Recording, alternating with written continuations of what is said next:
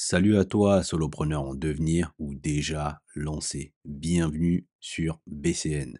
Comme tu le sais, ce podcast s'adresse aux solopreneurs qui souhaitent transformer leur idée en business. Pour ce nouvel épisode, si tu as une idée géniale et que tu te demandes comment la transformer en un business concret et rentable, écoute jusqu'à la fin. Parce que je vais te partager des conseils utiles et pratiques qui vont te permettre de structurer ton idée, de minimiser les risques et de maximiser tes chances de succès. Comme je dis souvent, que tu sois au tout début de ton aventure entrepreneuriale ou que tu cherches simplement à optimiser ton business existant, la méthodologie dont je vais parler est pour moi un véritable game changer. On va explorer trois piliers essentiels. Comment structurer ton idée avec le business model Canva, pourquoi prototyper ton business est crucial et enfin comment tester ton modèle pour assurer sa viabilité. Donc reste attentif jusqu'au bout. Commençons. La première partie, donc le premier pilier, c'est structurer ton idée de business avec le business model Canva. En fait, ce business model Canva a été créé par deux personnes, Alexandre Osterwalder et Yves Pigneur. Leur but était d'aider les entrepreneurs à visualiser, structurer et clarifier leur modèle économique. Leur business model Canva est un outil simple qui est composé de 9 blocs qui permettent de voir un business dans son ensemble. Là, je vais te lister les blocs qui sont pour moi essentiels et qui se rapportent à des questions. Le premier bloc, c'est la proposition de valeur. La question que tu dois te poser, c'est quel problème ton produit ou ton service résout-il pour ton client? Quelle est la valeur unique que tu souhaites leur apporter? L'autre bloc, c'est segment de clientèle. À qui s'adresse ton produit? Qui est ton client idéal? Le bloc canaux, comment comptes-tu atteindre et livrer tes produits ou services à tes clients? Le bloc source de revenus, quels sont les moyens par lesquels ton business va générer de l'argent? Le bloc structure des coûts, quelles sont les dépenses principales de ton business? En fait, chaque bloc se rapporte à une question, comme je le disais. Et en fait, l'importance de se poser des bonnes questions, c'est que ça va favoriser ton orientation vers les meilleures réponses.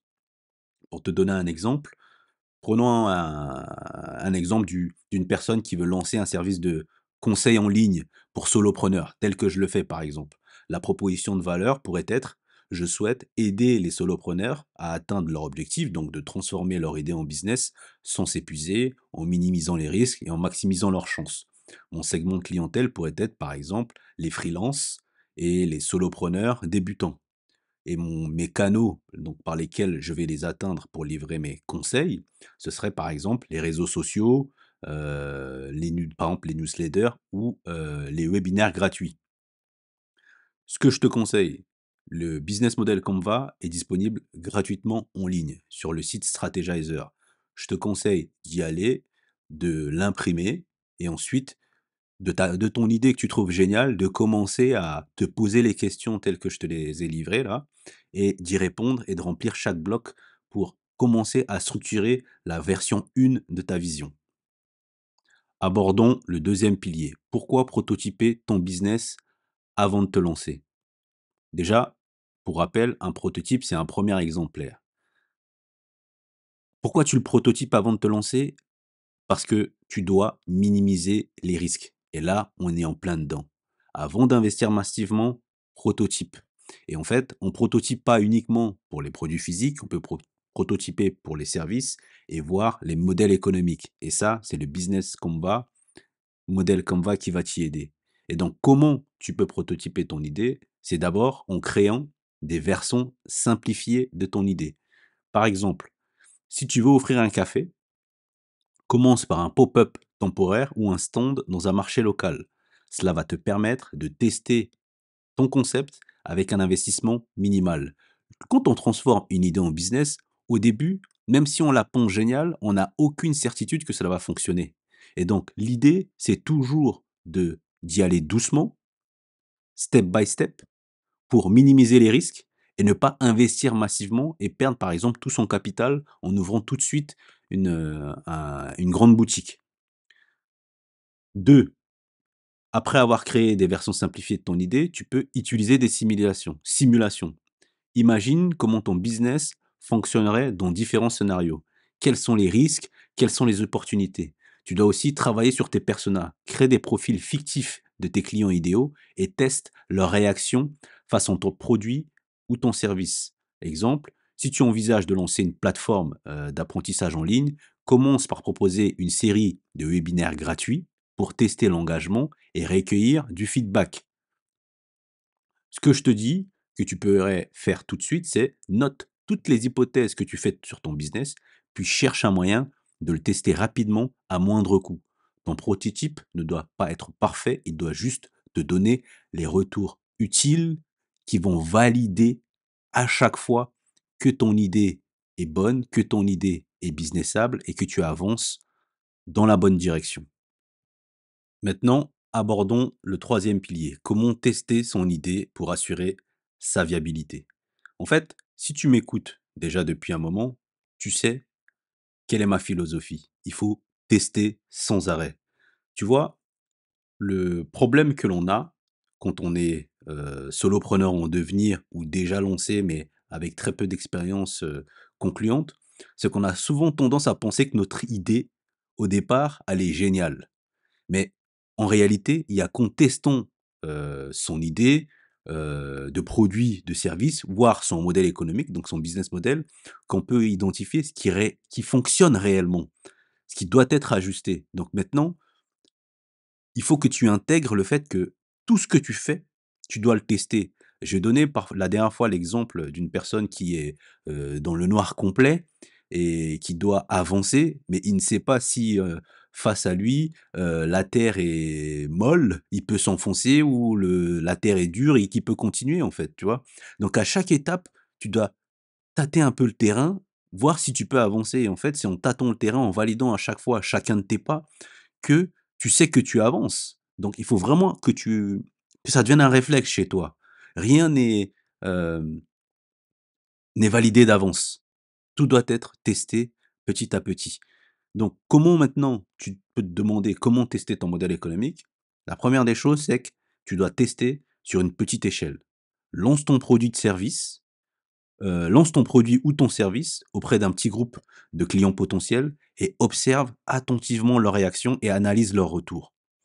Ce qui est important toujours quand tu testes, c'est de mesurer. Donc là, utilise des indicateurs de performance clairs, comme par exemple le taux de conversion, le coût d'acquisition d'un client ou la satisfaction du client. Demande des feedbacks. J'ai dédié un épisode de podcast entier à l'importance des feedbacks. Demande à tes clients qu'est-ce qui vous plaît? Qu'est-ce qui vous manque?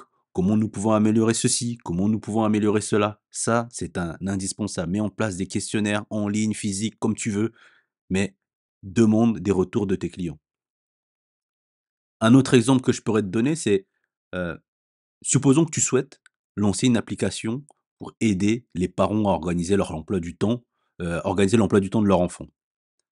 La première chose à faire, c'est que tu proposes une version bêta à un groupe restreint de familles et ensuite tu vas analyser leur usage, donc leur utilisation et leur retour. Et c'est ça qui va te permettre de savoir si tu vas dans la bonne ou la mauvaise direction, si tu as des choses à améliorer, etc., etc.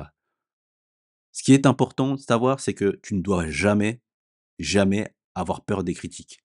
Chaque retour, positif ou négatif, vont te rapprocher d'un modèle économique solide et aligné avec ton marché. Et je te dis déjà, et parce que je l'ai déjà dit et pour moi c'est réellement important, va à la recherche du non. Plus tu vas briser les non, plus tu arriveras sur un champ de oui. Donc c'est ça qui est important, c'est ça que tu dois garder en tête. Avant de conclure, je vais te proposer 3 questions à te poser à chaque étape de ton projet. Première question: ta proposition de valeur est-elle claire et attractive? Si ton client ne voit pas immédiatement comment tu résous son problème, il ira ailleurs. Deuxième question à te poser: ton modèle économique est-il viable? Est-ce que les revenus que tu génères sont suffisants pour couvrir tes coûts et te permettre de croître, te permettre de grandir? Troisième question: ton business est-il adapté à ton marché? Si ce n'est pas le cas, il est peut-être temps d'ajuster ton approche. Pour résumer, l'une des approches que je te propose pour transformer ton idée en business, c'est de structurer ton idée avec le business model Canva, de prototyper ton business avant de te lancer et de le tester continuellement pour l'améliorer. Tu sais, maintenant, après avoir entendu tout ça, c'est à toi de jouer. Télécharge le business model Canva comme je te l'ai proposé dès aujourd'hui et commence à structurer ton idée. Et surtout, partage ce podcast avec d'autres solopreneurs qui pourraient également l'apprécier. Et tu peux aussi également partager en commentaire ton idée, où tu en es dans le processus. Et si tu souhaites me contacter, c'est simple, va sur Instagram et écris-moi en message en DM et je répondrai à tes questions. Pour finir, souviens-toi que ce n'est pas l'idée qui fait le succès, mais l'exécution de cette idée et l'apprentissage constant. Alors lance-toi, teste et ne crains pas d'ajuster ton cap s'il le faut. À très bientôt pour un nouvel épisode et d'ici là, continue de croire en ton potentiel entrepreneurial. Allez, c'était Nicolas sur BCN, le podcast pour les solopreneurs qui veulent transformer leurs idées en business. À très vite.